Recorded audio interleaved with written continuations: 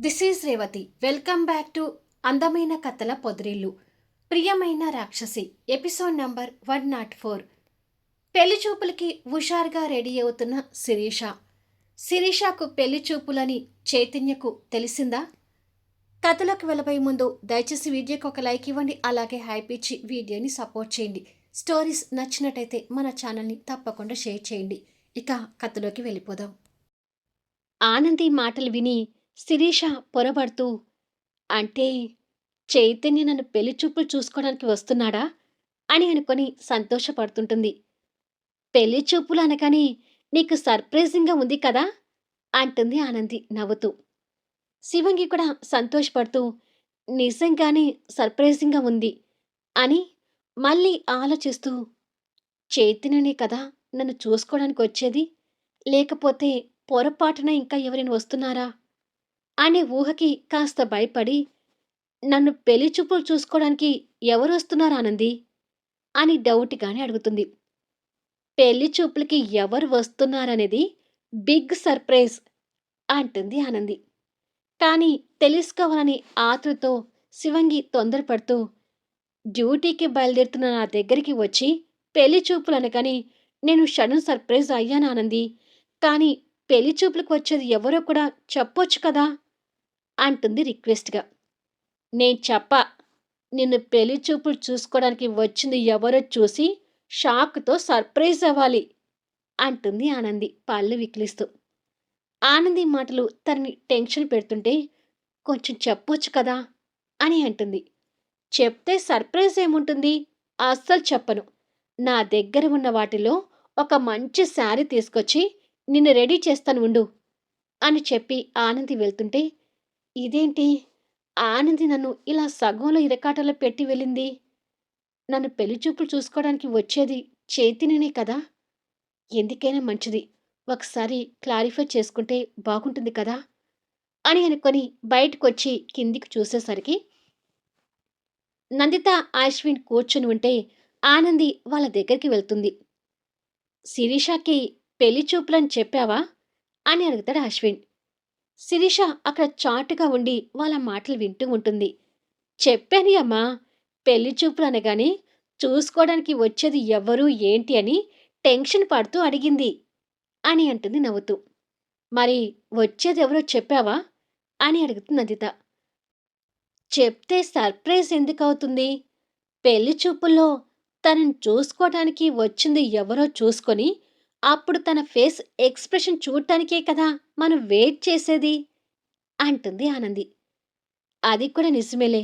ముందే చెప్తే సర్ప్రైజ్ ఎందుకవుతుంది అంటాడు అశ్విన్. వాళ్ళు అలా మాట్లాడుతూ ఉంటే ఎవరే ఉంటారా అని ఇక్కడ శివంగి టెన్షన్ పడుతుంటుంది. ప్రేమించుకున్న వాడే పెళ్లి చూపులకి వచ్చాడని పెళ్లి చూపుల్లో శివంగి చూస్తే భలే ఎగ్జైట్మెంట్‌గా ఉంటుంది కదా! ఓ రకంగా ఇది లవర్స్ పెళ్లి చూపులు అనుకోవాలి అంటుంది ఆనంది. అది విని శివంగి సంతోషపడుతూ, యెస్, చైతన్య నన్ను చూసుకోవడానికి వస్తున్నాడు. అంటే చైతన్య వాళ్ళ మావయ్య మా అమ్మ అన్నయ్యతో మాట్లాడి మా ప్రేమను ఒప్పించి ఉంటాడు. చైతన్య కూడా ఈ విషయం నాకు చెప్పలేదంటే అందరూ అనుకొని నాకు సర్ప్రైజ్ ఇవ్వాలని చూస్తున్నారన్నమాట. కానీ వీళ్ళ సర్ప్రైజ్ నేను ముందే గెస్ చేశాను కదా! ఏమైనా మా తింగరి వదిన సో స్వీట్ అని అనుకొని సంతోషపడుతూ రూమ్‌లోకి వెళ్తుంది. సరే సరే, మీరు మిగతా ఏర్పాట్లు కానివ్వండి. నేను వెళ్ళి శివంగిని రెడీ చేయాలి అంటూ ఆనంది తొందరపడుతుంటుంది. అన్ని ఏర్పాట్లు అవుతుంటాయి. నువ్వు మరీ హైరాణ పడకు అంటాడు అశ్విన్. నువ్వు అంతే అంటావు యమ్మా. కానీ నేను శివంగి మొహంలో ఆ సర్ప్రైజ్ చూడటం కోసం వెయిటింగ్. సరేలే, శివంగిని రెడీ చేయాలి. నాకు బోలెడు పనులున్నాయి అని చెప్పి ఆనంది పైకి వెళ్తుంటుంది. పిచ్చి పిల్ల. మిగతా టైంలో శిరీష మీద కారాలు మిరియాలు నూరుతుంది. ఇలాంటి టైంలో మాత్రం అందరికంటే ముందే తను హైరాణ పడుతుంది అని అంటుంది నందిత. నిజమేనమ్మా అంటాడు అశ్విన్ కాస్త నవ్వుతూ. ఇక్కడ ఏర్పాట్లన్నీ ముత్యాలు చూసుకుంటుందిలే కాని నువ్వు కూడా వెళ్ళి రెడీ అవ్వు అశ్విన్ అంటుంది నందిత. సరేనమ్మా అని చెప్పి అశ్విన్ వెళ్తుంటాడు. శివంగి పెళ్లి చూపుల కోసం ఆనంది శారీ సెలెక్ట్ చేస్తుంటే నాకు కూడా ఏదైనా ఒక డ్రెస్ సెలెక్ట్ చేసి పెట్టు ఆనంది అంటూ అశ్విన్ అక్కడికి వస్తాడు. ఆనంది ఒక శారీ సెలెక్ట్ చేసి పక్కకు పెట్టి, నేను ఎన్నిసార్లు సెలెక్ట్ చేసి ఇచ్చినా నువ్వు వేసుకోలేదు కదాయమ్మా అంటుంది బుంగమూతి పెడుతూ. జితేంద్రతో చెల్లెలు పెళ్లి చూపులు అనే సంతోషంలో ఉన్న అశ్విన్ ఆనంది మొహాన్ని అలా చూసి కాస్త నవ్వుతూ, ఇవాళ నువ్వు సెలెక్ట్ చేసిన డ్రెస్ వేసుకుంటానులే, సెలెక్ట్ చేసి పెట్టు అని అంటాడు. నిజమాయమ్మా అంటూ ఆనంది దగ్గరకొస్తుంది. సంతోషంగా ఉన్న అశ్విన్ దగ్గరికొచ్చిన ఆనంది నడుం చుట్టూ చేతులు వేసి దగ్గరికి లాక్కొని పట్టుకొని, నిజమే అని అంటాడు. వామ్మో యమా, ఈరోజు నువ్వేనా అని అడుగుతుంది దగ్గరికి తీసుకున్నందుకు ఆశ్చర్యపోతూ. నేను కాకపోతే ఇంకొకడు వచ్చి నేనిలా పట్టుకునే ధైర్యం ఎవరికుంటుంది అని అంటాడు కాస్త నవ్వుతూ. అది కూడా నిజమేలే, అయితే నువ్వేలే అంటుంది అశ్విన్ మెడ చుట్టూ చేతులు వేసి అల్లుకొని. ఓయ్, ఏంటిది, ఏమోలే పాపమని కాస్త జాలి చూపిస్తుంటే మీది మీదికి వస్తున్నావేంటి అంటాడు మెడను చుట్టిన తన చేతులను తీస్తూ. ఆ జాలితోనే నా పెదవుల మీద ఒక అందమైన ముద్దు పెట్టొచ్చు కదా అంటుంది ఆశగా. సరే అయితే, ఆ రోజు పెట్టినట్టు నీ పెదవులు కోరికి కోరికి పెడతాన్రా అంటూ కాస్త కోపంగా తన్ని ఇంకాస్త దగ్గరికి లాక్కొని తన పెదవులు అందుకోబోతున్నట్టుగా నటిస్తుంటే చేతులతో ఆ పెదవులు మూసుకొని, అమ్మో, నువ్వు ముద్దు పెట్టకపోయినా పర్వాలేదు కానీ ఆ వైల్డ్ కిస్ మాత్రం నాకొద్దు బాబు అంటుంది భయపడుతూ. అలారా దారికి అంటూ తన్ని వదిలేసి, ఇంకొకసారి ముద్దు అని అడిగావంటే ఈసారి పెదవులే కాదు, ఎక్కడ పడితే అక్కడ మొహానికి కూడా కొరికేస్తాను, జాగ్రత్త అంటూ పక్కకు వెళ్ళి అక్కడున్న టవల్ తీసుకుని, నేనొచ్చేసరికి నా డ్రెస్ సెలెక్ట్ చేసి పెట్టు అని చెప్పి వాష్రూమ్లోకి వెళ్ళిపోతాడు. హ్మ్. ఈ అమ్మ తొలి ముద్దులోనే తన బీస్ట్‌ని చూపించి, ఇప్పుడు ముద్దు అంటే భయపడేలా చేస్తున్నాడు.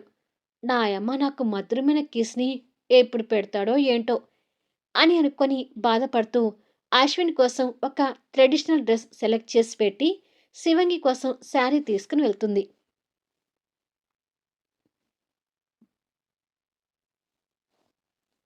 ఇక చైతన్యతో పెళ్లి చూపులనుకొని సిగ్గు మొగ్గలవుతున్న శివంగి దగ్గరికి ఆనంది శారీ తీసుకునొచ్చి, "ఈ శారీ ఎలా ఉంది శివంగి?" అని అడుగుతుంది. శివంగి ఆ శారీ చూసి డైరెక్ట్‌గా చైతన్య ముందు ఆ చీరలో పెళ్లి చూపులకి కూర్చున్నట్టుగా ఊహించుకుంటూ ఉంటుంది.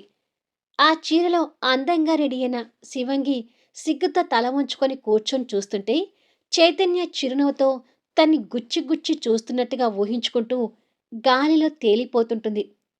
నిన్నే శివంగి అంటూ తనని పట్టుకొని ఊపేసరికి శివంగి ఆ డ్రీముల నుండి బయటకొచ్చి, ఏంటి అని అడుగుతుంది. ఈ చీర ఎలా ఉందో చెప్పమంటే ఏదో ఊహల్లోకి వెళ్ళావేంటి అని అడుగుతుంది. నువ్వు శారీ సెలెక్ట్ చేస్తే బాగలేకపోవడమా, సూపర్‌గా ఉంది, త్వరగా నన్ను రెడీ చేయి అంటూ శివంగి తొందర పెడుతుంది. ఈ విషయాలు ఏమీ తెలియని చైతన్య ఆఫీస్‌కొచ్చే కస్టమర్స్‌తో మాట్లాడుతూ బిజీగా ఉంటాడు. చైతన్యతో పాటు గీత కూడా కూర్చొని చైతన్య వర్క్ షేర్ చేసుకుంటూ ఉంటుంది. మధ్య మధ్యలో టైం చూసుకుంటూ, మావయ్యతో మా ప్రేమ గురించి మాట్లాడడానికి కుదరటం లేదే అని అనుకుంటాడు. మరో క్యాబిన్‌లో అమర్ కూడా వర్క్‌లో బిజీగా ఉంటాడు. ఇక అశ్విన్ స్నానం చేసి వచ్చేసరికి ఆనంది డ్రెస్ సెలెక్ట్ చేసి పెట్టడం చూసి ఆ డ్రెస్‌ని చేతిలోకి తీసుకొని ఇంతకుముందు ఆనందితో ముద్దు పేరుతో తన్ని భయపెట్టించడం గుర్తు తెచ్చుకొని నవ్వుతూ, పాపం ఆనందిని ఇంకా ఎక్కువ బాధ పెట్టకూడదు. శిరీష, జితేంద్ర పెళ్ళయ్యాక నేను కూడా ఆనందితో జీవితాన్ని పంచుకోవడం మొదలుపెట్టాలి అని అనుకొని సంతోషంగా తను సెలెక్ట్ చేసిన ట్రెడిషనల్ డ్రెస్ వేసుకుంటాడు. ఇక్కడ జితేంద్ర కూడా పెళ్లి చూపులకి రావడానికి రెడీ అవుతుంటే సూర్యనారాయణ కాస్త కంగారు పడుతూ, మనం చేసేది కరెక్టేనంటావా జితేంద్ర అని అడుగుతాడు. మనకే మనం ఏమీ చేయడం లేదు నానా, నందిత గారు మీకు ఫోన్ చేసి పెళ్లి చూపులకి రమ్మన్నారు, మనం వెళ్తున్నాం, అసలు అక్కడ ఏం జరుగుతుందో చూద్దాం అంటాడు జితేంద్ర చైతన్యం మీద కోపంతో. ఏం జరిగేది ఏముంది, ప్రేమించింది నిన్ను కాదు, చైతన్యని ప్రేమిస్తున్నాను అని శిరీష అందరికీ చెప్తుంది. అదే కదా జరిగేది అంటాడు సూర్యనారాయణ. ఖచ్చితంగా అలాగే చెప్పి తీరుతుంది. కానీ తర్వాత వాళ్ళ అమ్మ, అన్నయ్య ఏమంటారో చూడాలి కదా! దానిని బట్టి మనం అక్కడ పావులు కదపొచ్చు. ఫైనల్‌గా ఈ ఆటలో నేను గెలిచి శిరీషని నా సొంతం చేసుకోవాలి అంటాడు జితేంద్ర కసితో పళ్ళు నూరుతూ. సరే, మనం అనుకున్నట్టుగా జరిగితే నాకు కూడా సంతోషమే అంటాడు సూర్యనారాయణ. శివంగి పెళ్లిచూపుల కోసం ముత్యాలు దగ్గరుండి వర్కర్స్‌కి పనులు పురమాయిస్తూ ఇల్లుని పూలదండలతో అలంకరించే ఏర్పాట్లో ఉంటుంది. మరో రూమ్‌లో ఆనంది శివంగిని మంచి శారీలో రెడీ చేస్తుంటుంది. పెళ్లిచూపులకి రాబోయేది చైతన్యని అనే భ్రమలో ఉన్న శివంగికి ఉన్న అందంతో పాటు సంతోషంతో మరికొంత అందం చేరి తన మొహం ప్రకాశవంతంగా వెలిగిపోతుంటుంది. అశ్విన్ ఆనంది ఇచ్చిన డ్రెస్ వేసుకుని రెడీ అయి కిందికి వచ్చి, ఏర్పాట్లు ఎంతవరకొచ్చాయి ముత్యాలు అని అడుగుతాడు. అయిపోయింది బాబుగారు. శిరీషమ్మను చూసుకోవడానికి పెళ్లివాళ్ళు వచ్చేలోపు అన్నీ పూర్తవుతాయి అంటుంది ముత్యాలు. సరే ముత్యాలు, ఇంకా నీకేమైనా పనులు ఉన్నాయేమో చూసుకోపో. ఈ ఏర్పాట్లు నేను చూసుకుంటానులే అంటాడు అశ్విన్. సరే బాబూ అని చెప్పి ముత్యాలు అక్కడి నుంచి వెళ్ళిపోతే అశ్విన్ దగ్గరుండి ఇంటి అలంకరణ చేయిస్తూ ఉంటాడు. ఆనంది చేతిలో శివంగి బుట్టబొమ్మలా రెడీయే. చూసావా శివంగి, ఎంత అందంగా ఉన్నావో, నిన్ను చూస్తుంటే నాకే ముద్దు పెట్టుకోవాలనిపిస్తుంది అని అంటుంది నవ్వుతూ. ఆనంది అలా అనడమే ఆలస్యం. చైతన్య వచ్చి కొంటెగా తన బుగ్గ మీద ముద్దు పెడుతున్నట్టుగా శివంగి ఊహల్లోకి వెళ్తుంది. నిన్నే శివంగి, ఏది చెప్పినా అలా ఊహల్లోకి వెళ్తున్నావేంటి అంటూ శివంగిని కదిలిస్తుంది. శివంగి నవ్వుతూ ఈ లోకంలోకి వచ్చి, మీ అన్నయ్య నన్నిలా చూస్తే నిజంగానే ముద్దు పెట్టుకుంటాళ్లే అంటుంది సిగ్గుపడుతూ. అన్నయ్య అనగానే ఆనందికి చైతన్య తట్టి, మా అన్నయ్య అంటుందేంటి అని కొన్ని క్షణాలు ఆలోచించి, శివంగికి వచ్చే మొగుడు నాకు అన్నయ్య అవుతాడు కదా, ఆ వరుసతో అన్నదేమోలే అని తనలో తను అనుకుంటుంది. నేను అందంగానే ఉన్నాను కానీ నువ్వే జిడ్డు కారుతూ ఉన్నావు ఆనంది. వెళ్ళి నువ్వు కూడా మంచి శారీలో రెడీ అవ్వు అంటుంది శివంగి. నిజమే శివంగి, ఈ ఇంటి మహారాణి అయిన నేను అందంగా లేకపోతే ఎలా? సరే, నేను వెళ్ళి రెడీ అవుతానులే అని చెప్పి వెళ్ళిపోతుంది. మరో రూంలో నందిత కూడా జెర్రీ అంచు చీర ధరించి పెద్ద తరహాతో రెడీ అయి ఆలోచిస్తూ, కూతురికి పెళ్లి చూపులనే విషయం అసలు అమర్‌కి చెప్పలేదు. మామూలుగా అయితే ఈ పెళ్లి చూపుల్లో తండ్రిగా అమర్ కూడా ఉండాలి. కానీ నా పిల్లల బాధ్యతల విషయంలో అమర్ ఏది దగ్గరుండి పట్టించుకున్నాడని ఈ పెళ్లి చూపులకి పిలవటానికి? కానీ ఫోన్ చేసి కూతురికి పెళ్లి చూపులు జరగబోతున్నాయని ఒక విషయం చెప్తే తండ్రిగా అమర్ కూడా కాస్త తృప్తి పడతాడు కదా అని అనుకొని ఫోన్ తీసుకుని అమర్‌కి కాల్ చేస్తుంటుంది. అమర్ క్యాబిన్‌లో ఆఫీస్ వర్క్‌లో ఉండగానే నందిత దగ్గర నుంచి కాల్ రావడం చూసి నవ్వుతూ, ఈ రాక్షసి నాకు ఫోన్ చేస్తుందంటే ఏదో కారణం ఉండబట్టే చేయొచ్చు. లేకపోతే ఉట్టిగా నాకెందుకు ఫోన్ చేస్తుంది అని అనుకొని లిఫ్ట్ చేసి, చెప్పండి మేడం గారు అని అంటాడు. ఈ వెటకరాలే నాకు పనికిరావు అంటుంది కోపంగా. ఎంతైనా బిజినెస్ అసోసియేషన్ డైరెక్టర్వి కదా, ఆ మాత్రం నీకు మర్యాద ఇవ్వకపోతే ఎలా అని అంటాడు.